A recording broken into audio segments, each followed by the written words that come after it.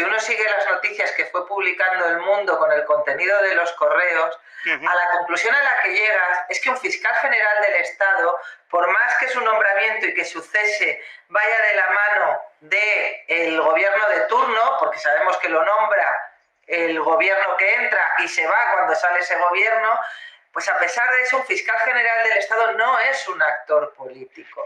Recordemos que la Fiscalía forma parte del Poder Judicial y el gran problema que estás apuntando tú en términos políticos y que yo te voy a reconducir al lenguaje jurídico es que en todo esto Álvaro García Ortiz ha venido actuando como el ministro número 23 de Pedro Sánchez.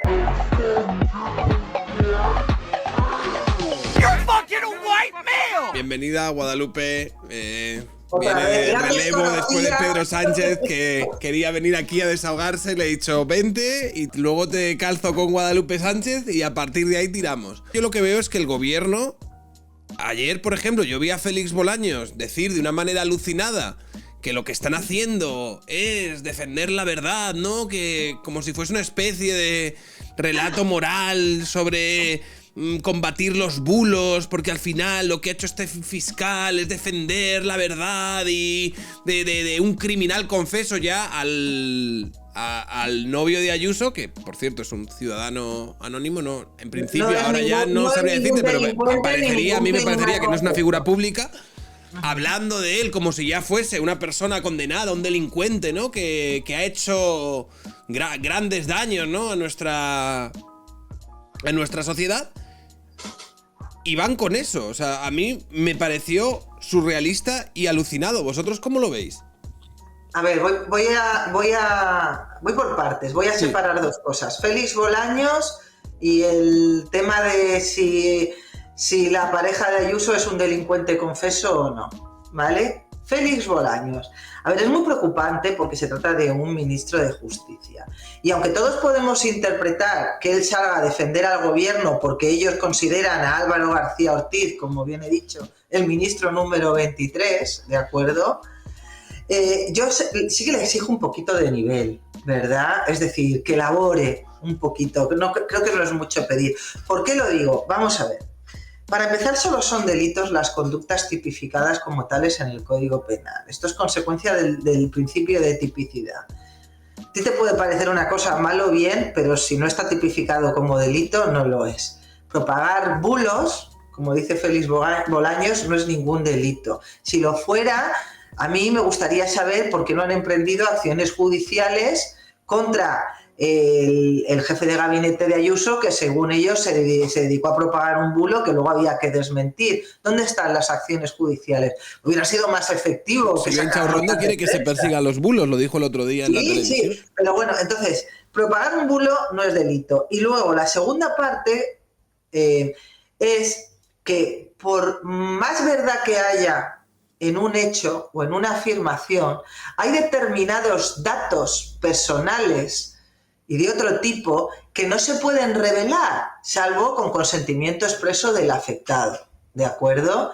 Hay cosas que son verdad que no interesan a nadie. Entonces esto de que como estamos diciendo la verdad es todo estupendo y somos poco menos que superhéroes, no, oiga. Esto es igual, mira, ¿recordáis el asunto de Baltasar Garzón, que pinchó las conversaciones en prisión de los abogados con los clientes y que eso llevó a su condena por prevaricación y a que esté inhabilitado? El juez Baltasar Garzón. Es que Baltasar Garzón quería conocer la verdad y perseguir el delito. No, oiga, no. Hay cosas que da igual que sean mentira. Es que deben ser preservadas en el ámbito de la intimidad. Te voy a poner un ejemplo sencillo de entender antes de entrar en el derecho de defensa. ¿A alguien le interesaría la vida privada de Félix Bolaños? Imagínate que tiene un vicio inconfesable en las prácticas de sus relaciones sexuales, ¿eh? Es un suponer. Hace cosas muy llamativas.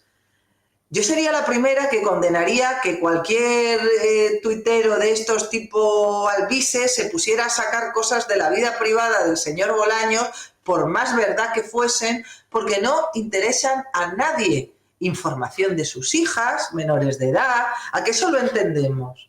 A que entendemos que no se puede, por más verdad que sea, no se puede sacar información de un niño, de una niña, de un menor de edad en un medio de comunicación para perjudicar políticamente al padre. ¿No? Eso lo entendemos todos. No se pueden sacar fotografías de momentos íntimos, y son verdad, pero están protegidas. Pues el derecho de defensa lleva a que haya determinada información que tiene que estar protegida, sea verdad o no sea verdad. Y sobre determinadas personas, que son autoridades y funcionarios, pesan obligaciones de secreto y sigilo en relación a esa información protegida, ¿vale? Es decir, si yo, como abogada, mantengo una conversación con otro abogado en relación a un cliente mío y ese compañero lo graba y se lo lleva a un juzgado, por muy verdad que sea lo que yo estoy diciendo, esa prueba se va a rechazar de plano y además el compañero se comería un paquete, para que me entendáis, ¿eh? Porque hay cosas que no se pueden publicar. Ellos son muy conscientes, son perfectas, saben muy bien que si se consigue acreditar que Félix Bolaños, García Ortiz fue el que pasó la información a la SER, que fue el primer medio que publicó. Es que, fíjate si han sido tan torpes, que es lo que decía Pedro, es que ni siquiera pasaron a la SER información sobre el contenido del correo para que la pasaran sin revelar el propio correo. Es que le pasaron un pantallazo de un correo electrónico entre un abogado y la fiscalía en una cuestión que afecta al núcleo del derecho de defensa de una persona, que además es un particular, que aunque incluso si fuera un político daría igual, pero es que es un particular. Entonces, dicen, no, pero es que esa información la tenía más gente. Hombre, sí, pero qué casualidad que se publica horas después de haber montado el señor García Ortiz una revolución en el seno de la Fiscalía, poniéndose en contacto con el fiscal en concreto que llevaba el asunto, a través de su jefa, para que le pasara a ella, que ella le dice que por orden del jefe le tiene que mandar primero la denuncia y luego todos los correos, porque se han enterado que es la pareja de la presidenta de la Comunidad de Madrid. Entonces, todo eso pasa en torno a las 9 y pico de la noche, 9 y pico 10. La SER dice que la Fiscalía está preparando un comunicado. ¿Cómo sabe la SER que la Fiscalía está preparando un comunicado? Dice eso y en torno a las 11 de la noche aparece el correo. Es decir, en el margen de tiempo, en cuestión de un par de horas, 2 horas, ponle, alguien exige al fiscal que lleva el asunto que pase el correo y ese correo aparece en un pantallazo en un medio de comunicación. Claro, es que aquí están intentando, pues como se suele poner el ventilador de la mierda y decir, bueno, también lo tenía el abogado del propio investigado, bueno, en este caso del novio de Ayuso, lo podía tener Miguel Ángel Rodríguez, lo tenían otros muchos fiscales. Hombre, sí que lo tenían muchos fiscales y de mucho tiempo antes. Qué casualidad, ¿verdad, Sergio? Que aparezca en prensa 2 horas después de que el fiscal general requiera al fiscal que lo tenía a través de una subordinada que era jefa de este señor que se lo mandase, y además el fiscal general exigió a esta jefa provincial, a esta señora, que no lo mandase a su correo de la fiscalía, sino a su correo particular. ¿Por qué se hace eso? Porque los correos de la Fiscalía están fiscalizados, valga la redundancia. Entonces se pidió que se lo mandasen a su correo particular para intentar eludir los controles, es decir, la fiscalización de quién lo recibe y a quién se envía. A pesar de ello, créeme que incluso aunque haya borrado, se le puede seguir el rastro. Entonces el asunto es muy interesante jurídicamente por todo lo que te estoy planteando, ya ves, o sea, parece el escenario de una película de mafias institucionalizadas. Es muy interesante jurídicamente, pero tiene una carga política brutal, por lo que le he dicho a Pedro. ¿Cómo es posible que hayamos normalizado que un fiscal general, que no es un ministro, que no es un secretario, no, un fiscal general, en el momento en el que tiene conocimiento que un investigado tributario, un inspeccionado, es la pareja de una de las líderes de la oposición, pida que se lo manden todo, incluidas las comunicaciones intercambiadas con el abogado, porque se ha enterado que es el novio de Ayuso. ¿Por qué esa distinción? Es que una pregunta para centrarnos con los tiempos. Quiero decir, cuando él le pide toda esa información, es después de que se haya filtrado o de que la prensa esté en ese momento hablando de que el novio de Ayuso tiene un problema con Hacienda. Eso es. Pero, mira, había publicado, todo sucedió en marzo, había publicado el diario que el novio de Ayuso, y además esto aparece en el auto, el día 8 de marzo, ¿de acuerdo? Contactan con Salto, esta jefa provincial, porque tienen conocimiento de que esta persona que aparecía en la denuncia es el novio de Ayuso. ¿Esto a raíz de qué sucede? A raíz de una noticia que publica el diario. Es decir, alguien desde Hacienda o desde la Fiscalía, porque eso todavía no estaba marchando en el juzgado, filtra que el novio de Ayuso ha sido denunciado por Hacienda. Entonces, el 8 de marzo ya sabían que el novio de Ayuso tenía un procedimiento con Hacienda. Y ya la jefa provincial le pide a este fiscal, a Salto es el apellido, ya le pide, en nombre del superior, que le mande la denuncia. ¿De acuerdo? ¿Qué es lo que sucede la noche? Creo que es la noche, no sé si es del 12 o del 13, ahora no lo recuerdo. ¿Qué es lo que sucede esa noche? Bueno, que aparece El Mundo dando una exclusiva diciendo que la Fiscalía habría ofrecido un acuerdo al novio de Ayuso para conformar. Entonces, no sé muy bien por qué les entra como una especie de ataque de pánico, porque consideran que hay que desmentir eso. Mira que hay formas de desmentir. Pero la pregunta es, ¿podría haber hecho un comunicado la Fiscalía y decir, oye, esto que se está afirmando no es así?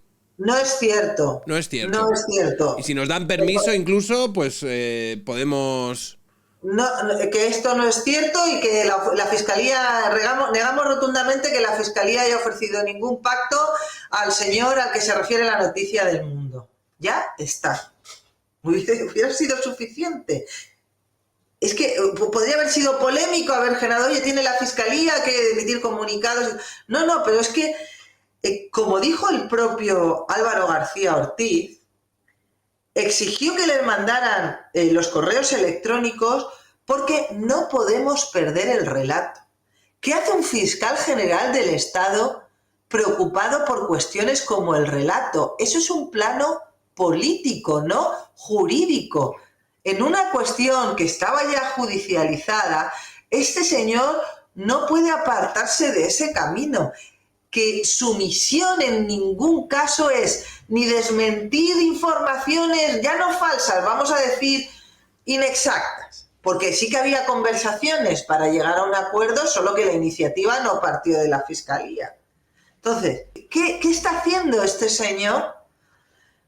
Primero, preocupado por ganar el plano del relato, y segundo, estar dispuesto a filtrar nada menos que un correo electrónico. Y no cualquier correo electrónico, sino el correo electrónico en el que, por cierto, de una manera muy torpe y bastante cuestionable, el abogado de este señor, de apellido Neira, se dirige a la Fiscalía diciendo que no que estaría dispuesto a reconocer un delito tal, sino reconociendo directamente la comisión de los dos delitos para intentar alcanzar una conformidad. Entonces, pues, lo digo porque es que uno no se declara culpable hasta que no se firma la sentencia de conformidad. Los términos del email, yo estoy seguro que la pareja de Ayuso no los conocía. Normalmente los clientes no ven los correos que tú mandas al contrario en el seno de una conversación. Tú puedes hablar con él y decirle voy a hacer esto o lo otro, pero no le pides permiso para mandar el correo, ¿vale?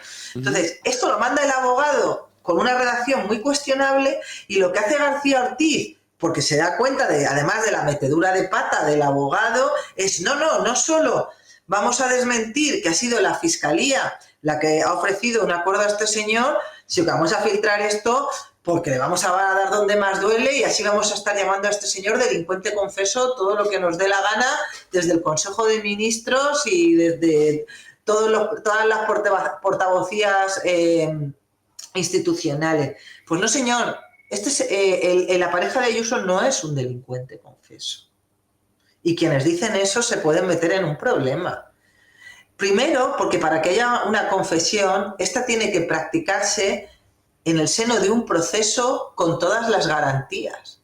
Claro, porque yo tengo entendido que si a mí, por ejemplo, me persigue Hacienda, o Hacienda dice, oye, mira, pues hay algún tipo de intervención o hay algún tipo de problema, muchas veces yo incluso, aun creyéndome inocente y aun creyendo simplemente por no entrar en todo el proceso que puede durar años de los litigios y la confrontación con la hacienda pública, que a mí sí me cuesta y a ellos no les cuesta absolutamente nada, hay mucha gente que hace tratos o hay ciertos acuerdos de conformidad en lo que yo, sí, ok, de acuerdo, os pago esto y a mí me metéis la multa que sea, pero no estoy 4 años teniendo que estar lidiando con esto. Más. Mira, 4 no, mucho más. Mira, esto es así. Ciertamente, Hacienda tiene unos recursos, no te voy a decir ilimitados, pero tiene muchísimos recursos.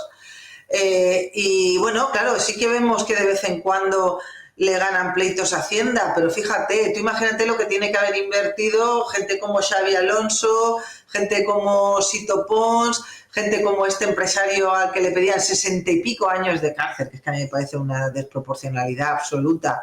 El empresario este del acero vasco, al que le han anulado y bueno, como hay una nulidad, pues lo vuelven a intentar. Es decir, te puedes tirar media vida pleiteando con todo lo que eso conlleva a nivel de desgaste personal y a nivel de desgaste económico. Entonces, lo que hacen mucha gente cuando además a lo que te estás enfrentando es a reconocer unos hechos y a una pena que no te obligaría a entrar en prisión, pues es reconocerlos y ya está. Es que ahorras muchísimo dinero, es la verdad. Aunque al final de los 10 años de pleito tú puedas salir absuelto, llega un punto que no sabes hasta dónde no te hubiera compensado haber conformado. Evidentemente, si te están pidiendo prisión sí o sí, pues no te queda otra cosa que luchar. Entonces, este señor primero que se encuentra, que todos estos hechos, este señor me refiero a la pareja de Ayuso, vienen referidos a momentos anteriores de él iniciar la relación con la presidenta de la Comunidad de Madrid, es decir, cuando presuntamente cometió la defraudación, él no era pareja de Ayuso, y se encuentra con una inspección, que le abren una inspección, tanto a él personalmente como a su empresa, que esto hay que aclararlo, le abren a los dos, la de él, la personal, se cierra porque está inmaculado, y la que sigue adelante es a nombre de una empresa de la que es el administrador. Entonces, cuando aquí se dicen, él ha reconocido porque la casa, porque el ático, porque no sé qué, no, miren ustedes. La casa la compró él a título particular, la casa donde vive. Eso no tiene nada que ver con el delito fiscal, por más que se intente vincular, que si el dinero pudo ser, no pudo ser, que se utilizó. No. El presunto fraude fiscal se circunscribe a una actividad con una empresa, a través de una empresa. Entonces, tienes esa empresa y cuando tú eres ya la pareja de la presidenta de la Comunidad de Madrid, te dicen, oye, que la inspección con esta empresa va para adelante, que creemos que esto no solo se puede cerrar administrativamente, sino que esto hay que pasarlo a Fiscalía para que denuncie, porque entendemos que es un delito. O sea, si tú normalmente, como ciudadano particular, dices, oye, pues si tengo ocasión de no tener que ir a juicio, no tener que recurrir, pasarme 10 años, si me dan la opción de, oye, mi abogado me explica que me puedo conformar, que tengo que reconocer los hechos, aceptar 7, 8 meses de cárcel, que no te va a obligar a ingresar en prisión, y dejar esto cerrado, si encima a eso le añades que eres el novio de la presidenta de la Comunidad de Madrid, ¿qué haces? ¿Qué haces? Pues lógicamente intentas cerrarlo cuanto antes, ¿de acuerdo?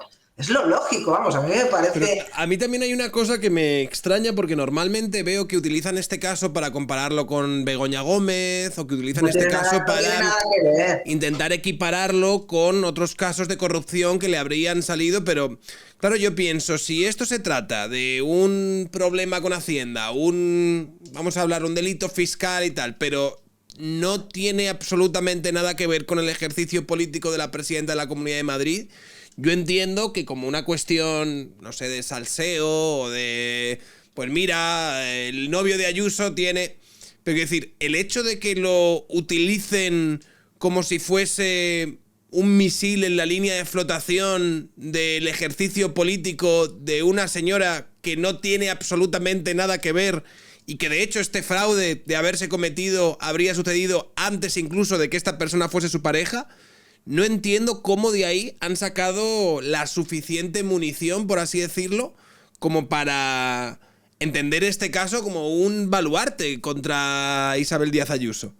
Pues Sergio, porque tergiversan y porque falsean. Por eso he incidido en el tema de que la inspección viene referida a una empresa, la inspección que acaba en el juzgado viene referida a una empresa y no viene referida a la persona de González Amador. Ellos saben perfectamente que por más que este señor se haya dedicado a la intermediación en el ámbito de un contrato mercantil para la compra y venta de material sanitario, algo a lo que no se apuntó hace 2 días, sino que lleva haciendo toda su vida, ¿de acuerdo? Es su actividad desde hace muchísimo tiempo y además... Él no trabaja con administraciones españolas, esa empresa trabaja en el extranjero, ¿de acuerdo? Pues lo que han intentado es mentir y manipular la información para que parezca, primero, que sí que puede haber una trama de corrupción que involucraría a la presidenta de la Comunidad de Madrid, por ejemplo. No sé si recuerdas que el diario.es publicó un titular insidioso y difamatorio diciendo que las mascarillas del novio de Ayuso las había comprado la Xunta de Feijóo. ¿Te acuerdas de ese titular? Sí, que pues luego Alan Barroso refrendó. Y lo que resulta es que la empresa de González Amador había vendido o sea, había intermediario para que otra empresa española, pues trajera esas mascarillas a España y a su vez otra empresa las tal, y entonces eso acabó, una de esas mascarillas las acabó comprando la Xunta. Pero claro, fíjate la diferencia que hay en, oye, he sido yo directamente, este señor, el que ha cogido y le ha vendido unas mascarillas a Feijóo, a decir, no, en la compra y venta de material sanitario, sobre todo cuando viene del extranjero, intervienen un cierto número, varias personas, no solo una, normalmente personas jurídicas, no físicas, empresas. Pues una de estas empresas que intervino en la fase inicial para que las mascarillas llegaran a España era la de González Amador. Llegaron, cogió una empresa, lo puso en manos de otra empresa para moverlo en el ámbito de hospitales y administraciones públicas y las acabó comprando una administración pública.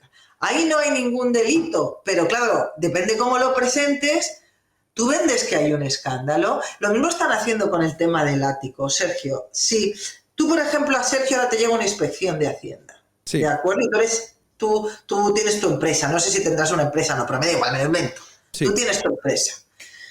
UTBH SL, ¿vale? Sí. Tienes esa empresa. Por ahí va. Tienes esa empresa y tú pues te desgravas algo que Hacienda considera que no te puedes desgravar. Pero tú, al margen de eso, pues con tu empresa, pues cuando hay dividendos, te pagas tus dividendos y utilizas tus dividendos para comprarte tu casa en, yo qué sé, en el centro de Madrid. Que a ti Hacienda te abra una inspección porque considera que te has desgravado incorrectamente una factura o que no has declarado bien una factura, no quiere decir que la compra de tu casa en el centro de Madrid, como tú a nivel particular, sí. Además comprada con una hipoteca bastante gorda, como es el caso de este chico, tenga un origen fraudulento. ¿A que no? No. El dividendo que te pagaste, es decir, el sueldo que te pagaste para utilizar ese dinero para comprarte tu casa es perfectamente legal, porque además no está en el objeto de la inspección. El El objeto de la inspección tiene que ver con un tema de cómo se contabilizaron unas facturas. Entonces, claro, pero si tú dices, Ayuso vive en una casa que tiene su origen en el fraude fiscal, o sea, es que la gente que está diciendo eso, claro, es que ahora que está explicado lo ves y dices, pero ¿cómo están tan locos? Pues lo dicen y no se dan cuenta que cuando lo hacen públicamente y utilizando canales de comunicación, están abriendo la puerta a este señor a que emprenda acciones legales. Es que yo puedo entender que la política lleva a que entre ellos se digan auténticas, aparte de gilipolleces, como diría Pedro Herrero, que se puedan soltar burradas. Sí. Y que tengan que aguantar entre ellos que entre unos y otros se acusen de burradas. Pero que metan en el medio a un particular por el mero hecho de que ha tenido una inspección que ha acabado derivando, una empresa suya ha tenido una inspección que ha acabado derivando en unas diligencias penales, que metan en medio a un particular simplemente para intentar enfangarlo todo. Es que estos son los que denuncian las máquinas del fango, sí. Sergio. Entonces, a mí me parece una cosa, ya me pareció con el caso de Rafael Marcos, y a mí me parece una cosa que debería ser intolerable en democracia, que se involucre a gente particular totalmente ajena a la política, porque es que encima, vale, sí, es la pareja sentimental de Ayuso, pero es que es un señor que no le gusta la prensa, no lo habrás visto en ningún acto oficial, ni dar entrevistas. Es un señor que es muy celoso de su intimidad. ¿Por qué a alguien, por el mero hecho de mantener una relación sentimental, tiene que aguantar? Ya no ella que haga lo que considere, ella asume esa carga extra que conlleva el cargo de tener que soportar multitud de barbaridades. Algunas no tendría por qué soportarlas, pero bueno, pero hombre, no, es que estamos llegando a un punto, ya sabes de hecho que este señor ha anunciado la interposición la interposición de demandas y querellas contra ministros, contra partidos políticos, contra portavoces de partidos políticos, precisamente para que me entienda la gente, mezclar churras con merinas, mezclar una casa que tú te compras con una hipoteca, con un dinero que te pagas por tu trabajo sobre el que no hay ningún tipo de investigación ni sospecha de fraude, con las actuaciones inspectoras. De hecho, es que se personaron en el procedimiento penal solo para enfangar, solo para eso, para ver si podían sacar. Y oye, ¿has visto el efecto mágico? Ya muchos se han calmado, ya muchos, ahora que ya está la querella en marcha, ya muchos nos repiten con tanta alegría que sigue habiendo, pobrecitos míos, sigue habiendo incautos, pero ya muchos se guardan de decir que la compra de la casa forma parte de una trama con el Partido Popular en la compra de mascarillas. Es que eso lo estuvieron diciendo el PSOE y Más Madrid. Claro, esto por ejemplo María Jesús Montero lo han repetido bastante por el chat. María Jesús Montero públicamente dijo que este dinero con el que se había pagado supuestamente la casa en la que vivía la presidenta de la Comunidad de Madrid venía de la venta de mascarillas en lo peor de la pandemia, dinero defraudado. Entonces, había cierta información que también sacaron algunos ministros, entre ellas María Jesús Montero, que además lo hizo antes de que esta información fuese publicada. Ella ahí le engañó el subconsciente o lo que fuese, y ella dijo esto como ha salido en los medios, pero sin embargo lo que dijo no habría salido hasta horas más tarde. Habían salido cosas, lo que pasa es que no con el nivel de detalle que ella... Había salido, lo de la casa había salido. Había salido ya lo de la casa. Pero no había salido lo de que ese dinero vendría de vender mascarillas. Y sí, pero sí que había salido la venta de material sanitario. Lo de las mascarillas es verdad, es que es muy concreto. Lo que pasa es que por ahí, por ejemplo, por revelación de secretos, claro, había medios que habían dicho material sanitario y ella habla de mascarillas. Bueno, es que muchas veces hablamos de mascarillas porque es material sanitario, es decir, el género, la especie, pillarla por ahí no, pero sin embargo, Sergio, sí. Sin embargo, lo que sí que no puede hacer una ministra, nada menos que la ministra de Hacienda, es decir que con la información además que se supone que ella puede disponer, mezclar, porque eso no lo había hecho ningún medio, eso salió de ella por primera vez, mezclar la compraventa de la vivienda con el tema de las diligencias penales por fraude fiscal que nada tienen que ver con la compra de la vivienda. Ella estableció ahí un vínculo que luego repitió la ministra de Vivienda. En una rueda de prensa del Consejo de Ministros, creo que fue, no sé si fue en el Congreso o en Moncloa, también la ministra de Vivienda poco menos que dijo que los 2 millones de euros que había cobrado tienen su origen en el fraude fiscal. Entonces, claro, y que se compró la casa con 2 millones de euros, origen en el fraude fiscal. Ni la casa la compró con 2 millones de euros, ya te digo que tiene un hipotecón, y como casi todo el mundo que se compra una vivienda hoy en día, ni esos 2 millones de euros de los que habla tienen ningún origen ilícito. El gran problema, Sergio, es ya no solo que haya un tuitero, influencer, como se llamen, youtuber, idiota, que diga sandeces porque no es consciente de lo que dice. Es que estamos hablando de ministras. Estamos hablando de ministras. Y unos ministros de verdad que no pueden hacer eso. Entonces, pues uno de los motivos, yo creo que estamos defendiendo no solo a un particular y a su honor y a su derecho al honor, sino una determinada forma de concebir el funcionamiento de las instituciones y de la democracia, ¿verdad? No se puede utilizar de esta manera información relativa a particulares y propagarla a los 4 vientos. ¿Por qué?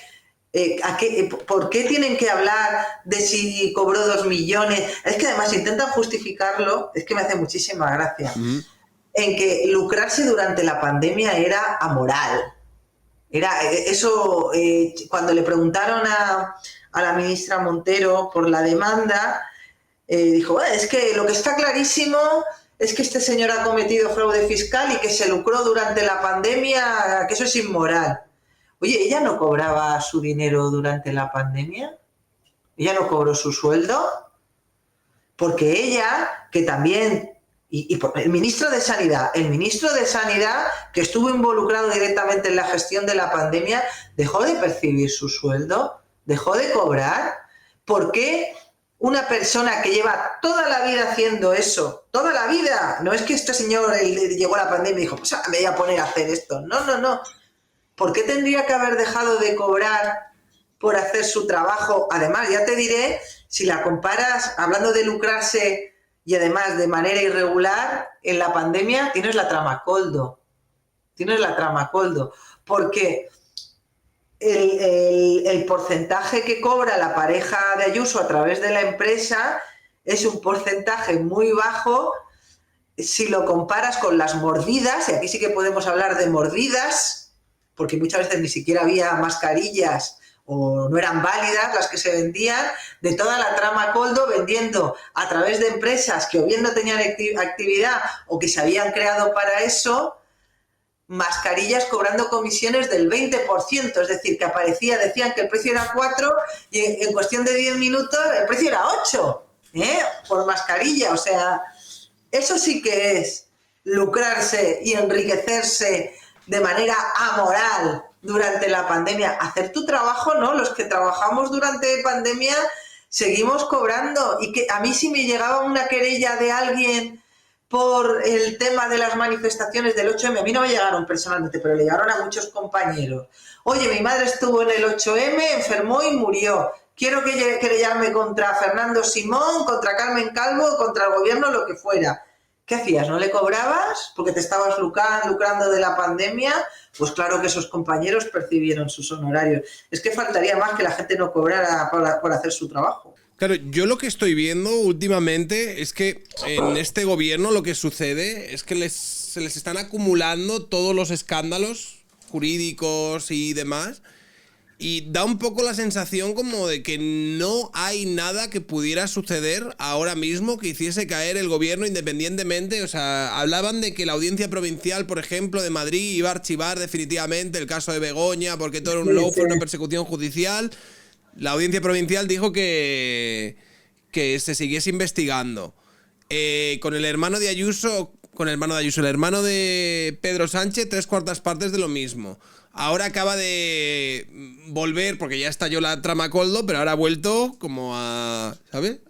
Koldo, Delcy, rescate de Europa... Todo. Claro. Sí, no, da la sensación de que esta gente se ha aferrado al poder como una lapa, que no piensa marcharse de ninguna manera. Es que no solo eso, políticamente el gobierno está en una situación muy delicada porque Junts pues, está dispuesto a sabotear la aprobación de un montón de leyes que estaban en la agenda legislativa, perdón por la redundancia, simplemente porque quieren sacarle lo máximo posible, quieren estrujar al máximo al gobierno. Se les ha complicado mucho la amnistía gracias a que el Tribunal Supremo dijo que el delito de malversación quedaba fuera por la propia redacción de la ley. Entonces, claro, yo ya me espero que si Puigdemont le pide un botifarrendum, vamos a tener botifarrendum, que alguien me levante la mano y me diga que eso es imposible, porque yo, todo con tal de permanecer en la poltrona y bueno, hay que tener en cuenta una cosa, yo era algo que no contemplaba hasta el momento, pero que cada vez tiene más sentido, y es que para esta gente el aforamiento debe ser muy importante. Fíjate que yo soy de las que creo que te resta oportunidades de defensa en la medida en que estás eliminando estadios, ¿vale? Pero claro, un señor como Pedro Sánchez, que ha asumido que por el cargo que ostenta puede decidir quién responde ante los tribunales y quién no, que hemos sabido incluso que ha ofrecido la amnistía a Zaplana y a Ignacio González del PP si facilitaba información relevante con el que atacar al Partido Popular, pues este señor que considera que él está por encima del bien y del mal, imagínate pensar que deja de ser presidente y tiene que sentarse a declarar ante un juez Peinado o cualquiera. Es que se ha querellado contra un juez por ir a tomarle declaración a Moncloa, porque él quería imponerle al juez la manera en la que debía tomarle declaración. O sea, hay algo ahí en él que le hace pensar que él no es un cualquiera, que no es el común de los mortales, que él no es igual ante la ley. De hecho, antes me has preguntado, oye, ¿la diferencia con el caso Begoña? Pues sí, los dos tienen una relación sentimental, uno con el presidente del gobierno, otra con la presidenta de la Comunidad de Madrid, pero mientras que todo el caso que Begoña surge precisamente por el trato de favor que ésta hubiera podido obtener para hacerse con determinados puestos de trabajo, lo del Instituto Africa Center la directora se crea expresamente para ella es la primera directora sin tener licenciatura, sin hablar idiomas, etcétera, etcétera, que eso hay que decirlo. Luego las cátedras extraordinarias, que nunca había habido una cátedra codirigida para salvar el hecho de que una de las catedráticas no tuviera ninguna licenciatura universitaria. Es que fíjate hasta qué punto llega el ridículo, Sergio, de lo de las cátedras, que Begoña no cumplía los requisitos para ser su propia alumna. Es decir, ella no se hubiera podido apuntar a su propio máster. Es que es un tema fuertecito. Entonces, ¿y eso a raíz de qué? Pues eso no lo consiguió ella, no medró por ser Begoña Gómez, sino porque utilizó, presuntamente siempre, pudo haber utilizado la relación de parentesco sentimental, el vínculo matrimonial con el presidente del gobierno. Es que además esto empezó muy prontito, que lo de la cosa del Africa Center o Wakalúa financiando la cátedra extraordinaria de transformación social competitiva, resiliente, bla, bla, bla. Lo de Africa Center empieza en 2018 y lo de la empresa que forma parte del conglomerado de Globalia, del que es CEO Javier Hidalgo y consejero Aldama, esa empresa Guacalúa financió lo de la cátedra, no sé si finales de 2019, principios de 2020. Es decir, es que esto empezó muy pronto, ¿de acuerdo? Así que si hay o no delito, ya lo veremos, pero desde luego es un comportamiento y una actuación de la que deberían haber dado muchas explicaciones. Por empezar, el presidente del gobierno, aclarando que cómo es posible que su mujer, que tenía un cargo intermedio en una empresa de publicidad como era Inmar, de pronto aparezca dirigiendo el Instituto de Estudios Africanos o algo así. Que, joder, me vas a perder la expresión, pero es que es una cosa loquísima. Es una cosa un poco loca, sí. Pero a mí también lo que me extraña, y yo creo que esto lo hemos hablado otras veces, es el hecho de que todo esto se dé, este señor no dé explicaciones y tenga una corte de periodistas. Es alucinante. En televisión española y en otros medios y demás, que deliberada y conscientemente de lo que están haciendo, intenten hacernos luz de gas al resto de españoles para intentar convencernos de que estamos formando parte de una suerte de conspiración contra un gobierno de progreso que está siendo acosado y asediado por la malvada ultraderecha.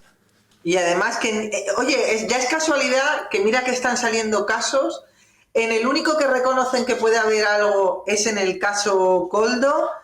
Pero eso sí, se agotan las responsabilidades en Ábalos. De ahí ya no se puede... Ábalos y ya está, no hay más. Ábalos y si eso Aldama. Vamos a ver, Begoña Gómez se reunió 7 veces con Víctor de Aldama. 7. Algunas en Moncloa.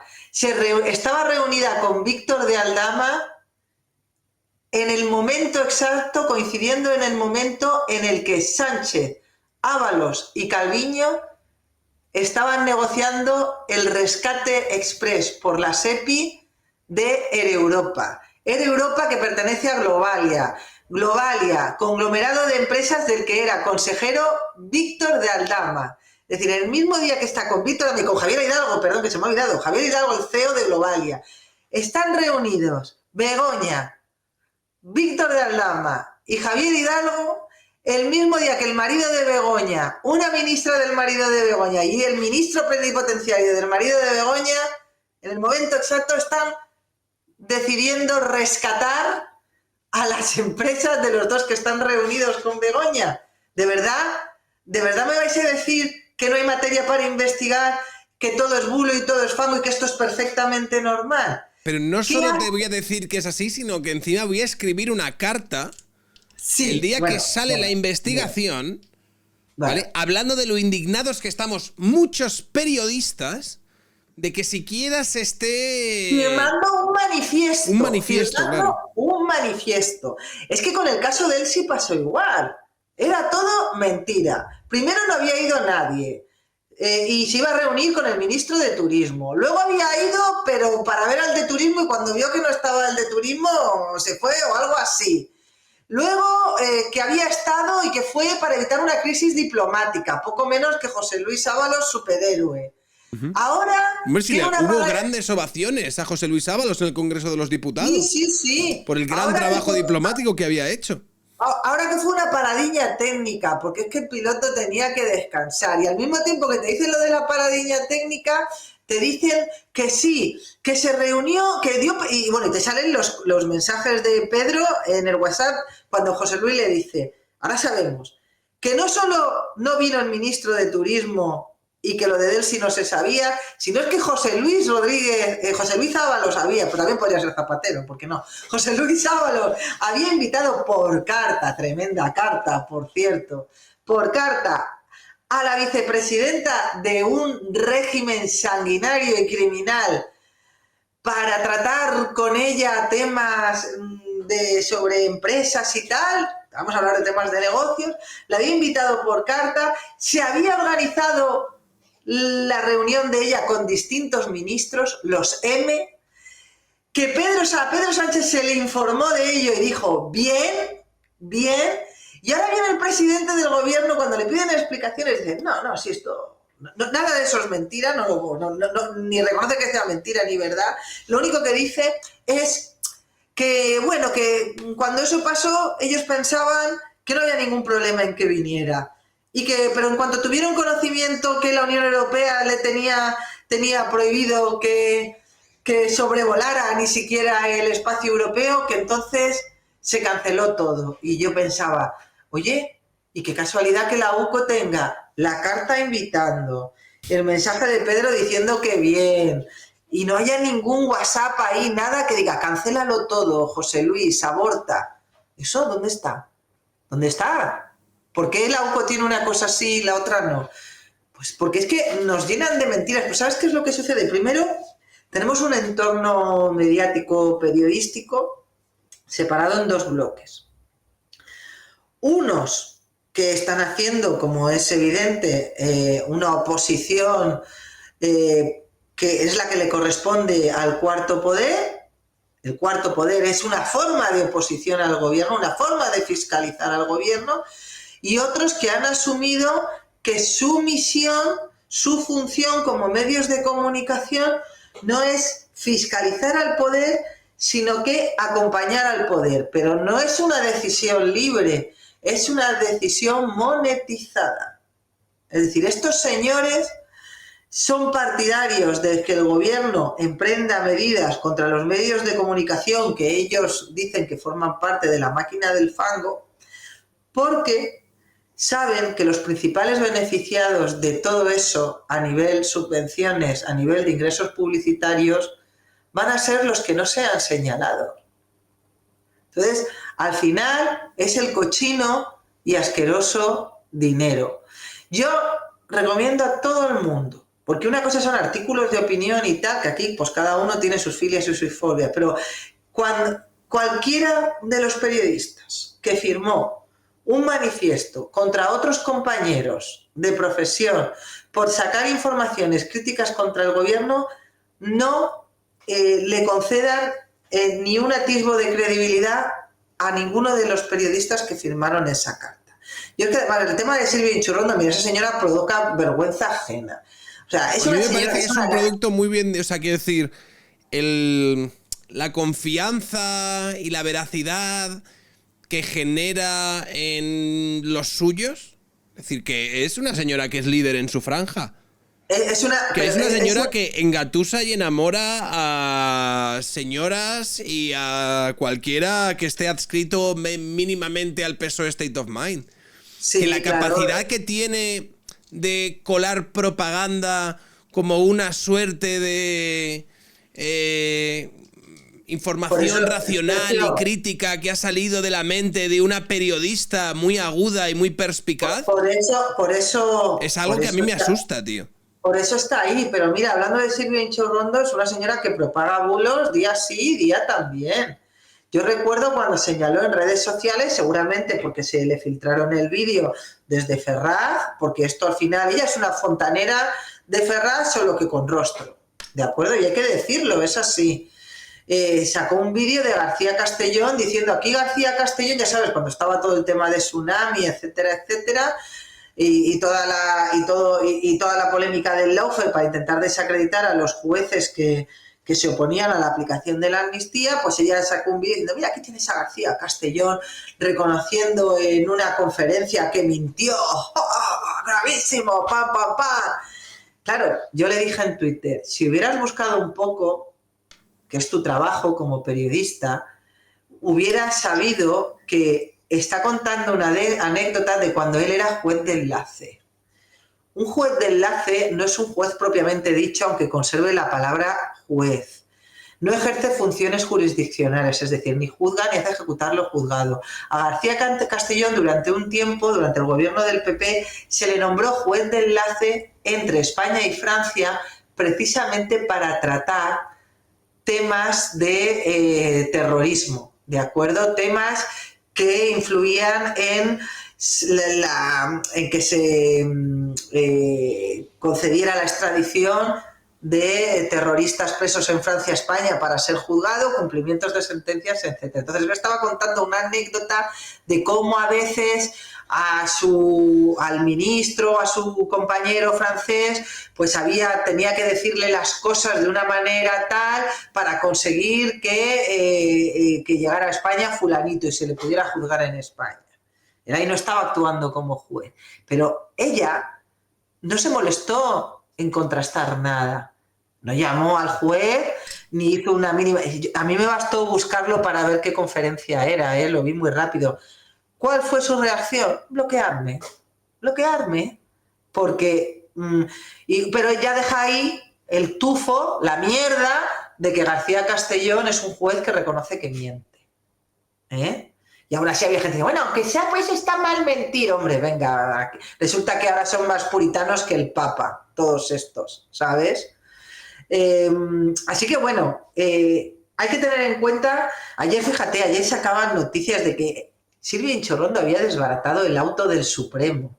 Digo, pero pues si Silvia Inchorrondo es incapaz de explicarte la diferencia entre una denuncia, una querella y una demanda. ¿Qué me estás contando?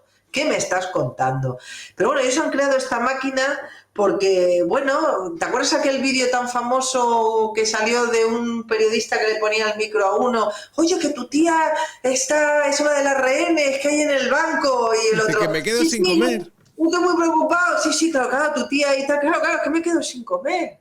Son las 4 y me quedo sin comer.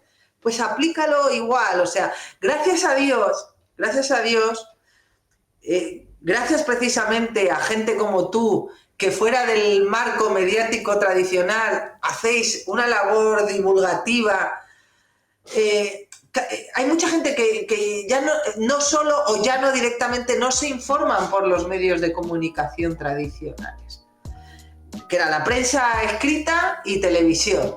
Ahora ya hay informativos online para todos los gustos, es muy fácil contrastar informaciones y yo siempre digo que claro, lógicamente pues con gente jubilada que no es nativa digital y que se maneja mal en redes, pues estamos perdidos, pero bueno, es que el relevo generacional está ahí y ya quien no contrasta una información es porque no quiere, Sergio, yo es que lo digo de verdad, o sea, cada vez que ves en Twitter las típicas cuentas, que suelen ser todas anónimas, diciendo absolutas burradas, al margen de que sí, que es una labor contestarles para que la gente tenga lo que dice él y lo que dice el otro, tenéis que tener en cuenta una cosa, es gente que son o directamente cuentas que lleva una persona desde el partido o gente que vive del partido directa o indirectamente.